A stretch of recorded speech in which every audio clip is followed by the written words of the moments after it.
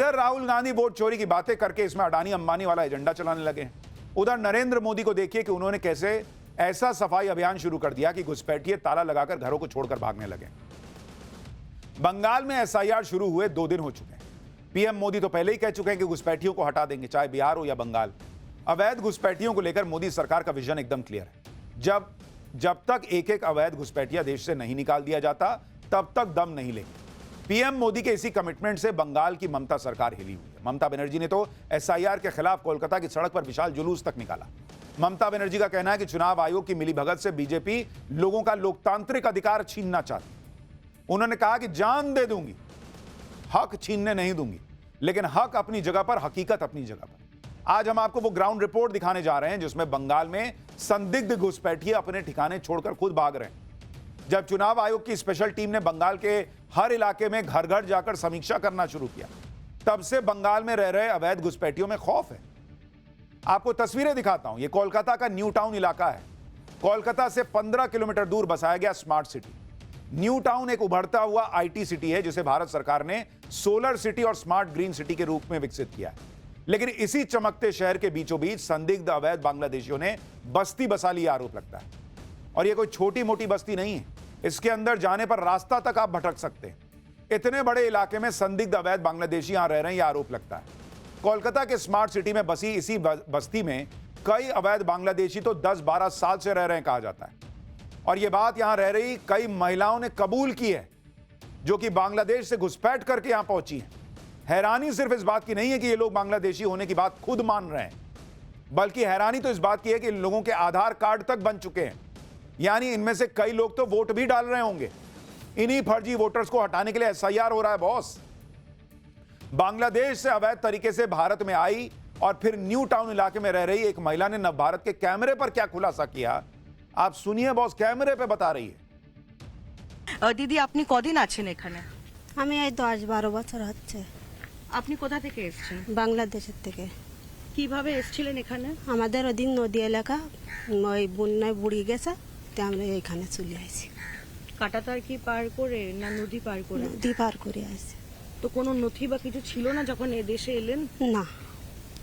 এখন আপনাদের কাছে কোনো ভারতের নথি আছে, আধার কার্ড?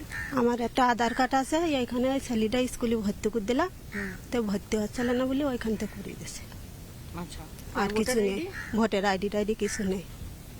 তো আপনারা এত বছর আছেন, আধার কার্ড তো ভারতীয় নাগরিকদের জন্য, আপনারা তো বাংলাদেশের নাগরিক, তো এখানে যখন এসেছেন তো আপনারা আধার কার্ড পেয়ে গেলেন কি করে? আমরা স্কুলে ওই ছেলেটা ভর্তি করেছি, ওরাই থেকে করিয়ে দিলাম, ওই ছেলেটা ভর্তি করতে দিলাম না। আচ্ছা, আপনারা এরকম কজন আছেন এই এলাকাতে? কি জানি, তো আমি তো জানি না। আমরা ইরির খোলে থাকি, ইরির খোলে আমাদের 18 জন লোক রই। তো এখন তো এসআইআর হচ্ছে, দেখা হচ্ছে কারা ভারতীয় নাগরিক, কারা হচ্ছে বাংলাদেশের নাগরিক। তো কি কোনো ভয় আছে বা আপনাদের কি ফিরে যেতে হবে? আমাদের ফিরে গিয়েও আমাদের ওখানে জায়গা নেই, তাও যেতে হবে, আর কি করবো। তা এখানে আমরা ওই খাটি খাই, তো পথ করে টাকা জোগাড় করতে পারিনি, করলে বাসে। আপনার বাড়িতে পুরুষ মানুষরা কোথায়? আমার ছেলে আজ খালি একটা, তো ওই কাজে চলে গেছে। আচ্ছা, কিরকম কাজ করে? ওই এই ময়লা টয়লা নিজে লাবাই দেয়, ইয়ে করে, ক্যামেরার কাজ করে। ওদেরও নথি আছে, আধার কার্ড বা ওদের তৈরি হয়ে গেছে? ওই আমার ছেলেটার খালি রয়েছে, ওই স্কুলিতে আমাদের করে দেবো, ওদের কেটা করিয়ে দেবে বলো।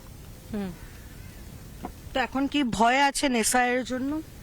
হ্যাঁ, এখানে অনেক ঘর বাড়ি তো বন্ধ হয়ে গেছে, যেখানে বাংলাদেশিরা থাকতো, ওরা কি পালিয়ে যাচ্ছে, ফিরে যাচ্ছে কি? সব অনেকে তো চলে গেছে। আমরা তো ওই টাকা পয়সা পথ খরচের জ্বালায়, অভাবের জ্বালায় তো আমরা এখনো যেতে পারিনি। এবার আমরা কি করবো, না থাকতে হলে আমাদের দেশে চলে যেতে হবে। आप सुन रहे हैं, नव भारत के कैमरे पर बांग्लादेशी महिला खुद मान रही है कि वो बांग्लादेशी है, खुद बता रही है कि उसकी जानकारी में यहां 18 लोग रह रहे हैं, उसके घर में पुरुष भी हैं, आधार कार्ड बन गया है, और खुद ये भी बता रही है कि कई लोग घर बंद कर करके चले गए क्योंकि एसआईआर हो रहा है। ये लोग बंगाल के किसी दूर दराज के जिले में नहीं बसे हैं बॉस, ये ममता बनर्जी के शहर में बसे हुए हैं बांग्लादेशी लोग। ममता बनर्जी को तो सिर्फ मोदी और एसआईआर का विरोध करना है। बंगाल में एसआईआर से क्या फर्क पड़ रहा है वो आप देखिए। आरोप है कि जो अवैध बांग्लादेशी कोलकाता के न्यू टाउन इलाके में 10-12 साल से रह रहे थे, अब उन्होंने भागना शुरू कर दिया है।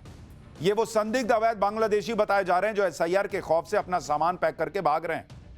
न भारत की टीम जब न्यू टाउन इलाके में पहुंची तो ऐसे कई लोग मिले जो अवैध बांग्लादेशी थे। इनमें से कई लोग एसआईआर के डर से घर छोड़कर भाग गए थे। जो लोग यहां बचे थे वो कैमरे के सामने बोलना नहीं चाहते थे ज्यादातर। हालांकि कुछ महिलाओं ने जो बताया वो बेहद चौंकाने वाला था।